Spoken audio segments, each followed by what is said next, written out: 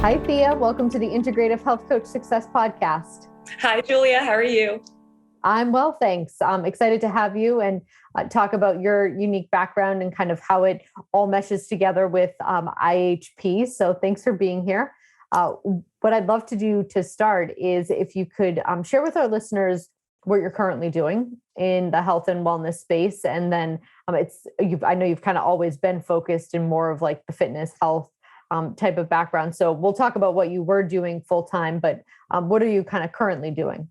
Yeah, well, first off, thank you so much for having me on the podcast. I'm super excited. I've been a huge fan of the podcast and, Dr. Stephen Cabral's work for years now. So I love watching all of his work grow and flourish. So thank you again. But I'm currently offering one-on-one health coaching to women, mainly over the age of 45, who are struggling with multiple chronic diseases. And I help them to lose weight and to really take back control of their health using functional medicine lab testing and personalized wellness programs. So really taking the structure that IHP level 1 and 2 has given me and running with that and kind of making it my own. So I also have a new 12-week group program that focuses on rebalancing blood sugar and insulin levels, which, as you know, is so important for our long-term health, our longevity, and really the prevention of a host of chronic diseases. So I do all of this through my business, which is called Veza Wellness. And then outside of Veza Wellness, currently I'm also doing personal training on the side as well. Okay. And what's your kind of background as far as what were you doing before you found IHP and got into your business as it is now? Yeah. So I think as with most IHPs, it's kind of like a long story, as everyone says. But I feel like everything I've gone through has kind of all culminated to get me to where I am now. So I will say that I've always known that I wanted to go into the health and wellness-based field. And I've kind of always been more interested in the more holistic way. Like I can even remember way back in even elementary school or middle school, I think I did a business project, and my business was like a holistic health spa where I can't remember all the details, but I always had that desire in my mind to work with people in a more holistic way. And so when I went into college, I wasn't really sure exactly what I wanted to do. I knew I wanted to go, like I said, into the health wellness industry, but I always knew that I didn't want to go to medical school. Like I knew that from the beginning. I didn't just want to be an MD. And I guess at that point, I didn't really know why, but it just didn't feel right to me. And like I said, just because I wanted something more holistic. So long story short, I decided that I wanted to go to chiropractic school. And I felt like that would give me more of a holistic structure to work with patients. And I decided that I wanted to go into athletic training in order to get more hands-on experience working with patients and athletes prior to chiropractic school. Well, I ended up loving athletic training so much that I decided not to pursue chiropractic school, and I continued working as an athletic trainer. So I got my bachelor's in that, and then I proceeded to work at the collegiate level at Florida State University for a couple of years while I was getting my master's. And then I worked at the College of William and Mary with several of their sports teams for a few years. And then most recently, I worked at an orthopedic clinic with several different orthopedic surgeons, just up until recently when I decided I wanted to spend more time growing my health coaching practice. But it was really during my time as an athletic trainer that I began to realize I wanted to help people in a greater capacity than I felt like I could as an athletic trainer.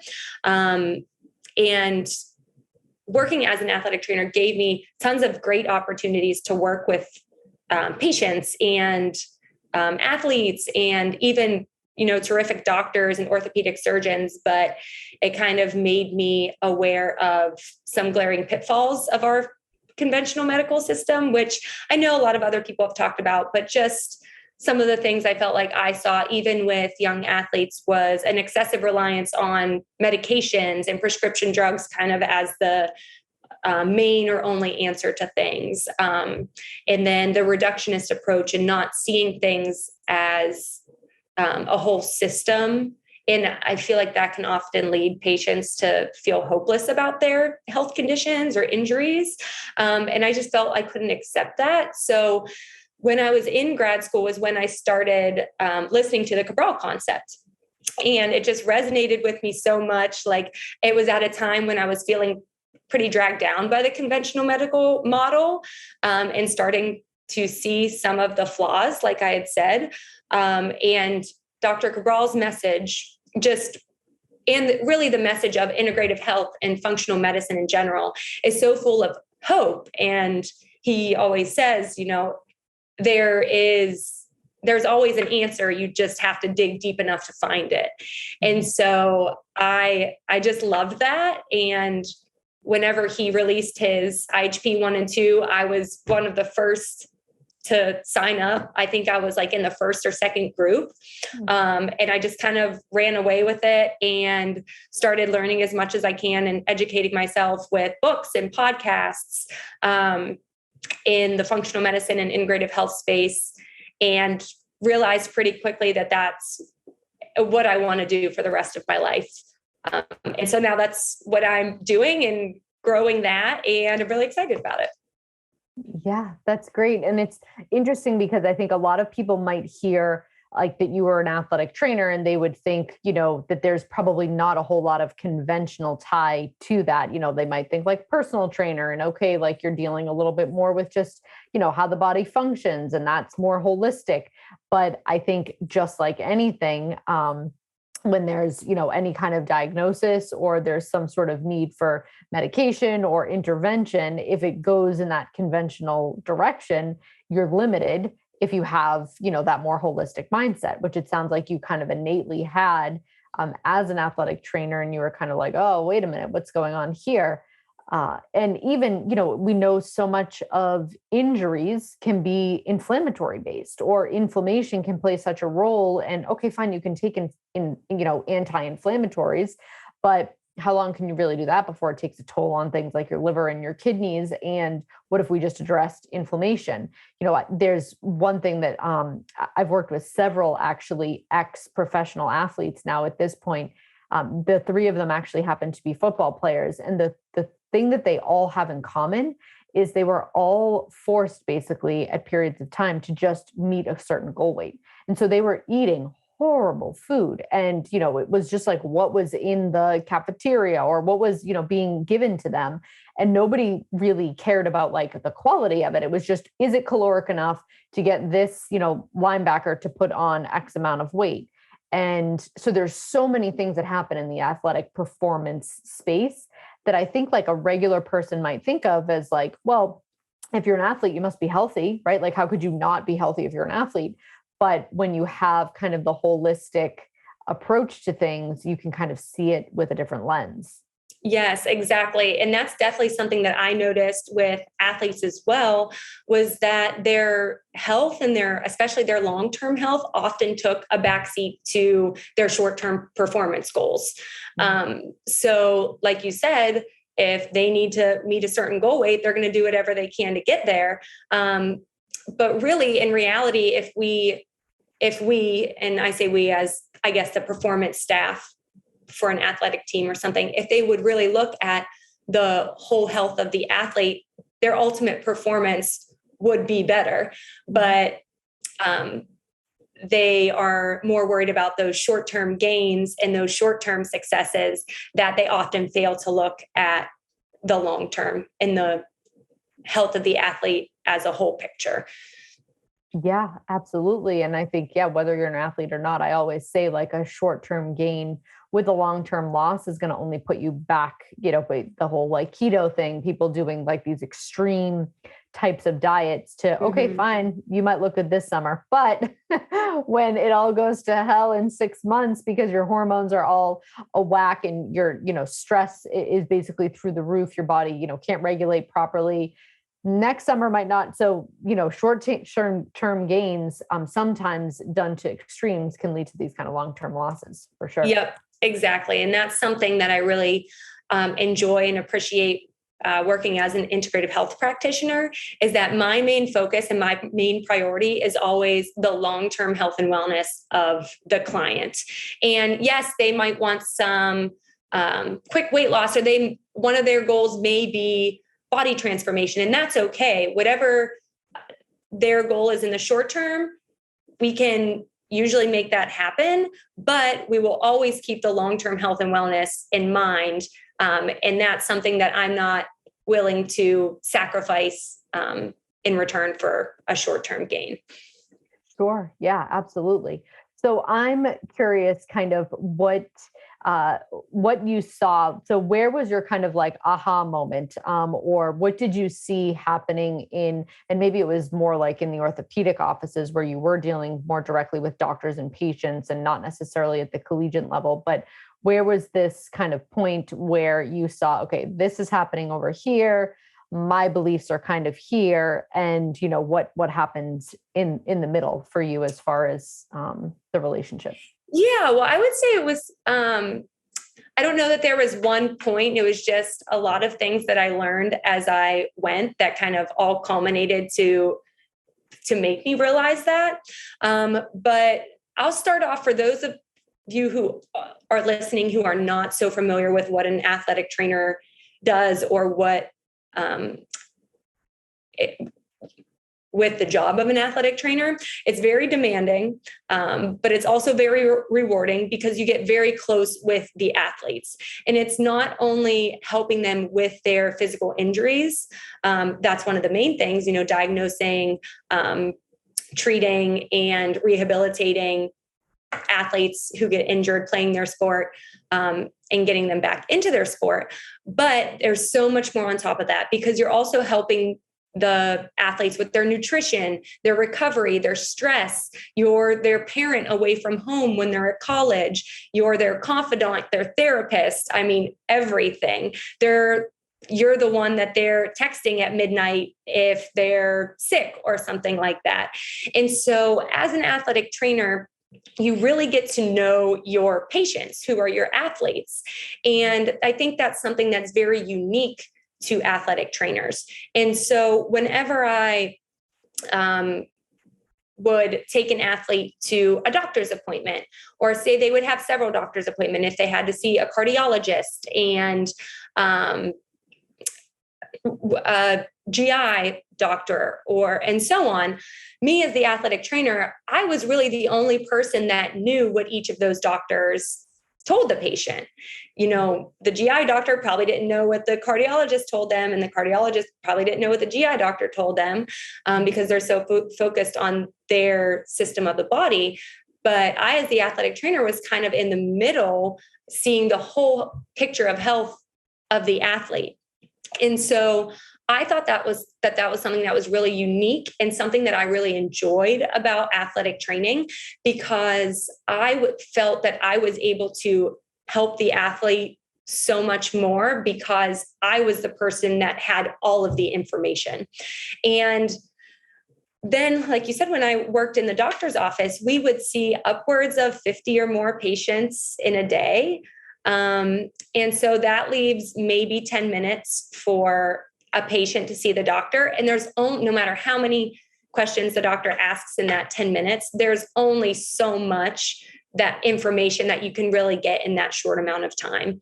And so, and I also feel the same way with and working as an integrative health practitioner. I can't spend the time with the client getting all of the background information that I need, getting all of the information that I need from them that they're willing to give from their doctors or anything they're willing to share. I will always spend that time with a client to do that. And that's because I learned how important that step is from my work as an athletic trainer. And so I just felt like I was really able to bridge that gap between the doctor and the patient as an athletic trainer. And that's something that I really strive and hope to continue to do as an integrative health practitioner. Yes. Yeah. It's so interesting because you brought up, and I'm so glad that you kind of explained it a little bit more, because it makes sense that, I think we think of college and we think of like adults, but when I think back to college, like I was still a baby. I would like call my mom and be like, I want to come home this year. And so when you're dealing with, even 18, 19, 20-year-olds, like they're still young enough. And you are probably some sort of either like a big sister role or a mother role or somebody that they can count on that they know is physically close. Maybe they're far away from home and, you're going to appointments with them and you are seeing the whole gamut. You're with them maybe when they have lunch, so you know what they're eating. And there's this kind of whole picture where you can almost feel like you're kind of their advocate in just health period. And yes, you're helping them with their performance and their injuries and all of that, but there's so much more to it when it comes to kind of like your supportive role in their, you just being a student and being an athlete in general. Yes, exactly. And like I said, that's something that made my job as an athletic trainer so rewarding. And it's always been something that I knew I wanted to help people in a greater way than I could as an athletic trainer. So working as an integrative health practitioner gives me the best of both worlds. It allows me to have that closeness with clients, but also help them in a greater way in terms of their long-term health. Because like we said, with athletes, sometimes it can be the sacrifice of long-term health for those short-term gains. So I feel like working as an integrative health practitioner is really the best of both worlds for me. And taking my background as an athletic trainer has already helped me so much in that role. Yes. Yeah. And that was what I was going to say next was like your IHP, knowing kind of the holistic realm helped you when you were athletic training, but also now as you move into more IHP practice, your background in athletic training, can help you significantly with that. And it kind of complements, one another. Yes, definitely. And I think another one of my favorite parts of being an athletic trainer was kind of having to be a detective in a way to figure out what was causing the person's injury, figuring out what you can do to decrease the risk of it happening again, this and that. There's just so many different components to it. And so I feel like it's taken to even a whole nother level with functional medicine and integrative health, because the focus is on getting to the root cause. And you really have to be a medical detective to peel back the layers of the onion, as Dr. Cabral always says, and find the root cause. And it can take some time, but I think as long as the client and the practitioner that they're working with are resilient and thorough and not willing to give up until you get to that root cause and find a way to rebalance it, it's such a beautiful structure. And like I said, so hopeful, because even if it does take some time, you're always going to eventually get to that root cause and be able to rebalance it. Yes. Yeah. And anything that's kind of worthwhile having, I think takes time. We're all kind of immersed in this, instant gratification society. And I think it blows my mind to think that a doctor in an orthopedic office is seeing 50 patients in a day and has 10 minutes with each, because imagine if you had 10 minutes with your with your clients, like as an IHP. I mean, there's times where I have 5 labs to go over and I have a 2-hour appointment and I still run out of time. Right. Because there's so much that is involved. And I think that when you do kind of come to peace with the fact that, okay, if we're going to come at this from a different approach, it's going to take a little bit more time. We're going to need to be a little bit more thorough, but we will arrive at a different answer than just, okay, looks like there's inflammation here. Here's an 800 milligram ibuprofen and call me if it's not better in 2 weeks. Exactly. There's a different, when there's a different process, there's a different outcome, and you're going to kind of get out what you put in. Exactly. And even if the doctor, what I've kind of found is even if the doctor has time to make a correct diagnosis in that 10-minute appointment, they don't always have time to give the patient enough education to resolve their issue. And so I think that that's where me as an athletic trainer came in, and now me as an integrative health practitioner is able to really bridge that gap between the patient and the doctor or other health practitioner that they're seeing. Is because when that patient leaves the doctor's office and they're told to do hey, go do some rehab exercises and rest, and then slowly progress back into your sporting activities over the next 2 weeks and see how you do at that point. That's all good information for the patient, but they're not really sure how to take that and how to turn that into a structured protocol in order to get back to their sport. So as an athletic trainer, that was my job. My job was to take that information from the doctor, create a 2, 4, 6 week plan, whatever it needed to be, that included rehab exercises and maybe hands-on therapeutic modalities or something like that to get the athlete back to their sport. And so it's the same thing on the integrative health practitioner side. So many patients will go see their doctor, and maybe they are diagnosed with prediabetes, or their cholesterol is getting high, or their blood pressure is starting to creep up. And the doctor will say, hey, you really have to watch your diet. You should try to lose some weight. You should get regular exercise. And the patient walks out of the office and says, okay, where do I even start? And so that's where an integrative health practitioner comes in, and we can give patients, a exact protocol of what they can do, how they can slowly increase their exercise, how they can improve their diet, helping them to figure out what they should and shouldn't eat. And that's not treating their disease or prediabetes or anything. It's just helping them to improve their health so that they no longer have those issues. And I just think that that's so powerful. And I think maybe that's one reason why I knew initially that I didn't want to be a doctor, because I didn't want to be on that high level. I wanted to be on the ground, working with the patients and clients, being able to show them exactly what to do, and very actionable steps that they can implement to see changes.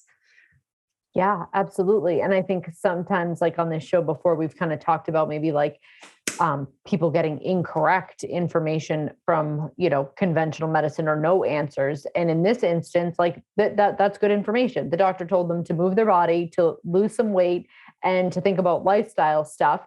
And okay, good, great. That is a good start. But a lot of people need some sort of, I think what most people need, quite frankly, is to just know that there's somebody there that cares a little bit more consistently than just like, here, do this and it will help. And being explained why. Okay, so if you move your body after your meals, you're going to have a better, insulin response. If you do this, because a lot of people are motivated when they understand why they're being asked to do something, or they can see that what they're doing is working, right? And that's where kind of the difference comes into play. That doctor gave great information. The execution just wasn't all that powerful. Right. In a way that something like an IHP is able to deliver, which is a little bit more of that high touch hand holding, which I don't care how old you are. We all at varying points in our life need some sort of mentor guide to kind of get us out of a place that we might be in, where we need an expert that can give us more detailed instruction, especially when people are busy and they're dealing with a lot, and maybe they're, they have kids and they can't like come up with their own, nutrition plan. So they start Googling and they're like, oh my God, look at all these options. Like, should I do keto? Should I do this? Should I do that?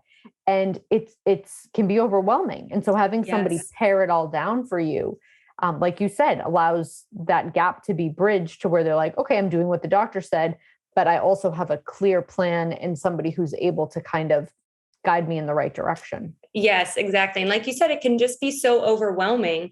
And I think a big difference between conventional medicine and integrative health and functional medicine is functional medicine and integrative health empowers the patient or the client.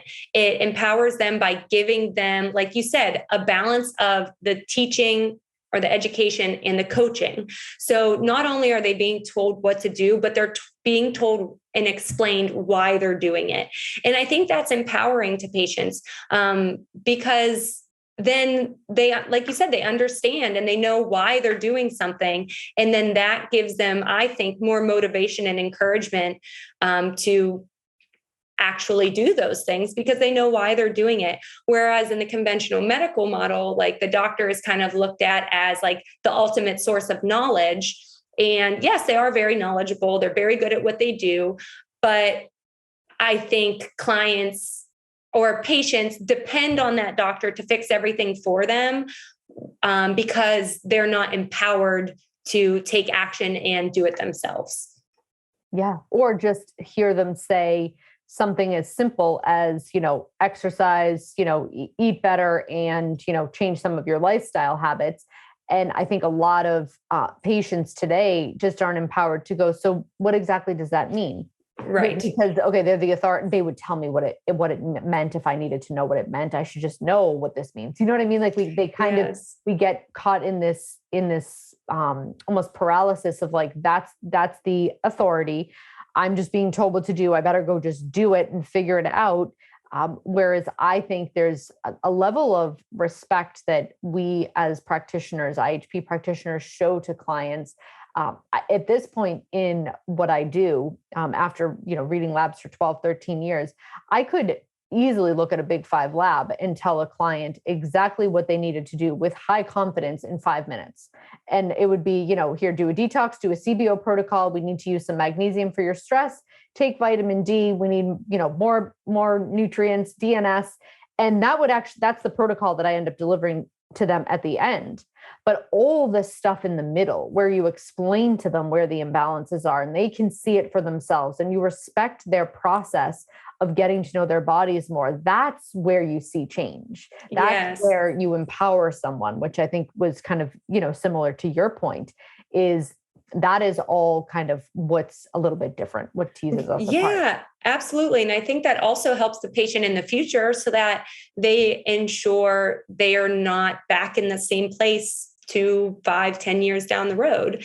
And then what I think is so rewarding is seeing those clients get results and then sharing that information with others, because then it's like an exponential thing where, yes, I'm helping one person, but that one person now has all this knowledge that they're able to share with even one other person or with their friends and their colleagues and their family. And then by me helping one person, I've actually helped hundreds of people because they're armed with that knowledge now, and that knowledge is powerful and they can share that. Yes. Yeah, absolutely. Yeah, could not agree more. If people are listening and they kind of want to find out more, where are some of the places that you show up? I know you said you have a 12-week program. You can kind of tell us a little bit about where others can find out more about that, or your social media. Yeah. So my website is www.veza, which is V as in Victor, EZA wellness.com. So www.vezawellness.com. And you can find all of my offerings on there. Like you said, I do have the 12-week group program aimed at balancing blood sugar and insulin levels. And if you want the shortcuts of that, it's www.vezawellness.com/12 weeks to well, which is the name of the program. And then you can find me on Instagram and Facebook at Thea, which is my first name, THEA.Marie.IHP. Okay. Thank you so much for sharing that. Thank you so much for being a guest here today on the Integrative Health Coach Success podcast. I think this was such a great conversation for our listeners to hear and kind of get a different take on a profession that we haven't talked to yet. And although in the wellness community, kind of had some conventional ties. So I love everything that you brought to us today. And I thank you for being here. Thank you so much for having me. I really enjoyed it. Okay, Thea, we'll talk soon. Bye.